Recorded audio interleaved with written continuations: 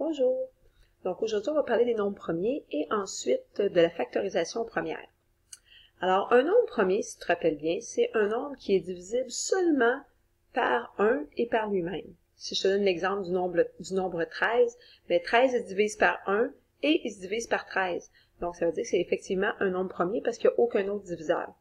Donc, on commence ici. Donc, un nombre premier est un nombre qui a exactement 2 diviseurs et ces diviseurs-là, ce sont 1 et lui-même. Donc, des exemples pour ça, 2, 3, 5, 7, 11 par exemple. Donc, 2, tu remarqueras que c'est le seul nombre pair, parce que tous les autres nombres pairs sont divisibles par 1, par lui-même, et par 2 automatiquement.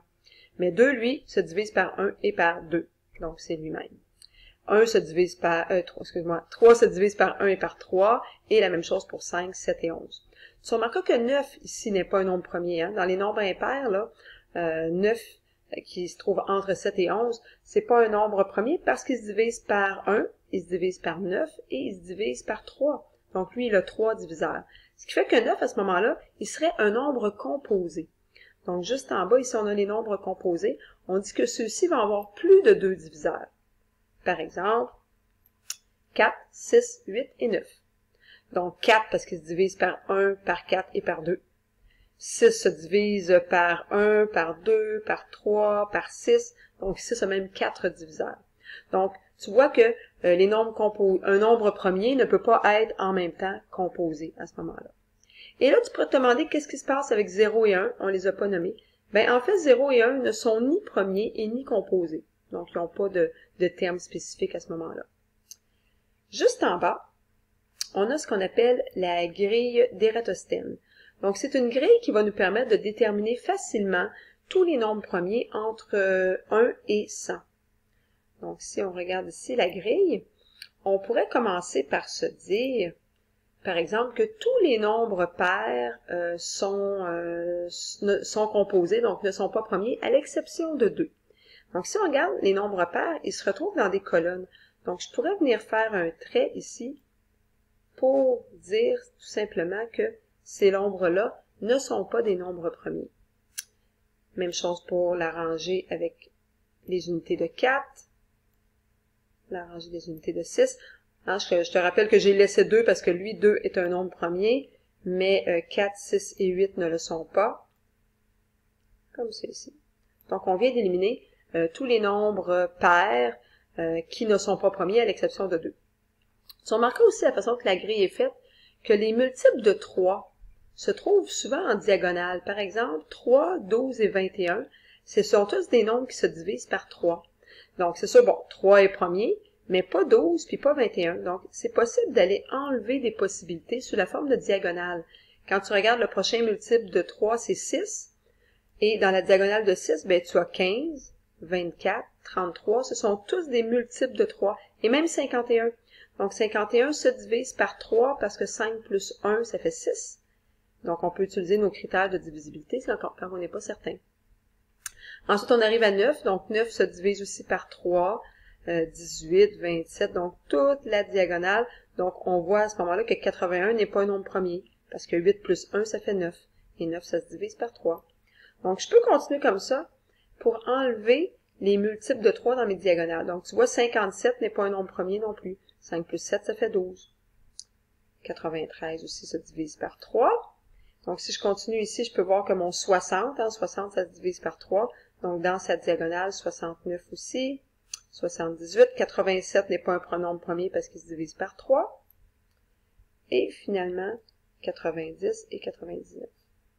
Donc, avec les diagonales de cette façon-là, j'ai enlevé tous les multiples de 3. Bon, 4, on a déjà travaillé avec ça. 5. Donc, les multiples de 5 maintenant. 5 est un nombre premier, mais tous les autres. 15, 25, 35. Donc, je pourrais enlever aussi cette colonne-là. Celle des 10 est déjà enlevée parce qu'elle était paire.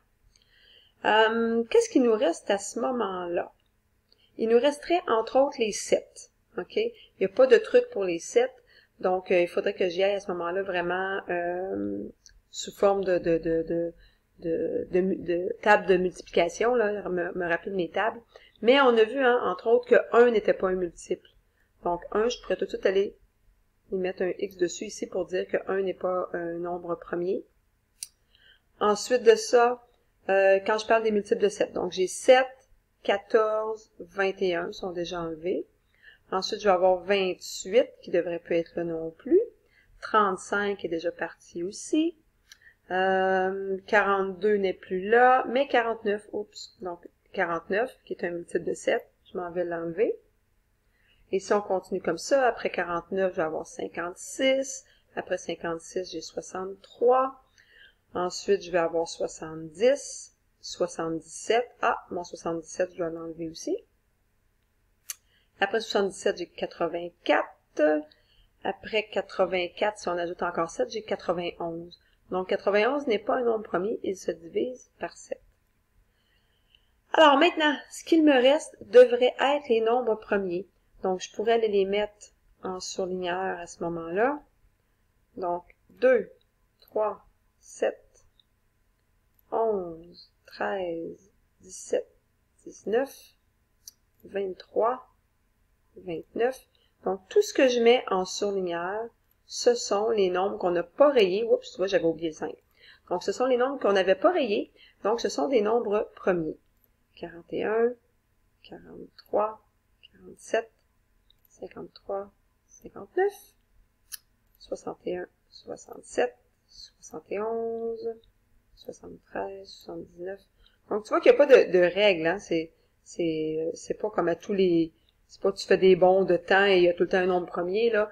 Des fois, tu fais un bond de 1, des fois, tu fais un bond de 2. Donc, c'est pas une règle de cette façon-là.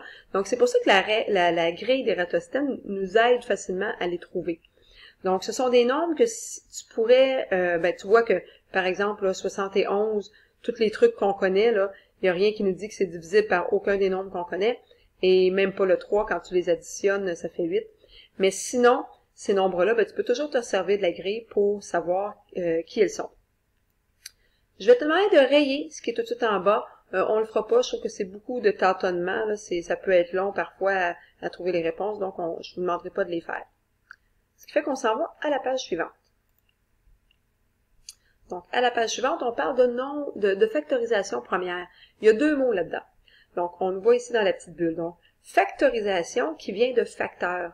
Je ne sais pas si vous vous rappelez que les nombres que l'on multiplie, par exemple, si je fais 3 fois 4 égale 12, bon, mais 3 et 4, je les appelle des facteurs.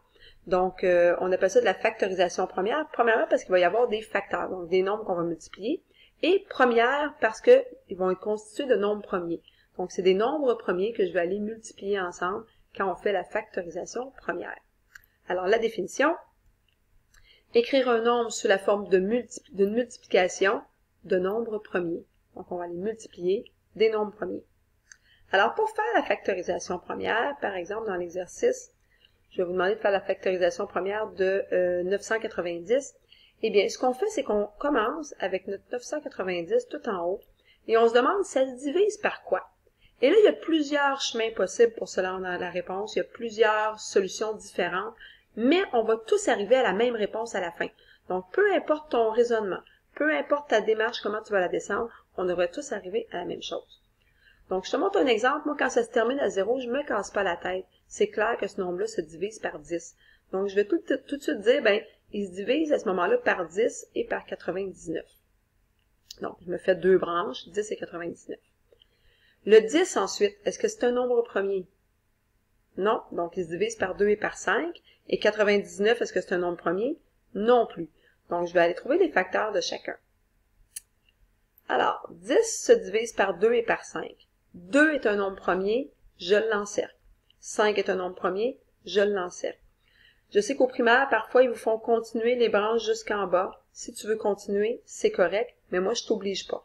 Moi, la façon que je le fais en classe, c'est que j'encercle les nombres premiers et les nombres qui ne sont pas premiers, comme 9, donc 9 n'est pas un nombre premier, je ne l'encercle pas. Donc, je vais devoir continuer avec lui. Par contre, 11 est un nombre premier aussi. Donc, je continue par la suite et j'arrive avec tous les nombres premiers, 2, 5, 3, 3 et 11. Alors, la façon qu'on va aller écrire notre réponse, on va y aller en ordre croissant. Donc, je commence avec le plus petit nombre qui est 2. Ensuite, multiplié par 3, Puis là, vu que moi je dis souvent qu'on est un petit peu paresseux en mathématiques, là, au lieu de faire 3 fois 3, ben je vais tout de suite me servir des exposants. 3 à la 2, ça fait moins long. Alors, 2 fois 3 à la 2 fois 5 fois 11, c'est ma réponse. Et j'aimerais ça que tu prennes l'habitude de te vérifier. Il n'y a aucune raison pour que tu aies un numéro comme celui-là mal à l'examen parce que tu peux toujours te vérifier. C'est-à-dire que tu vas aller multiplier ces nombres-là pour voir si tu reviens au nombre de départ. Puis là, rien t'empêche de les multiplier pour que ce soit le plus facile possible pour toi. C'est-à-dire que moi, je ferais 2 fois 5 égale 10. Donc, ensuite de ça, ben, je dirais 3, c'est 3 à la 2, c'est 9. Donc, 9 fois 10, ça fait 90. Et il me reste à faire 90 fois 11. Je sais pas si tu te rappelles, je t'ai montré en classe un truc pour faire le 90 fois 11. On a dit qu'on prenait les deux nombres ici, on les sépare, et au milieu, ça va être la somme des deux.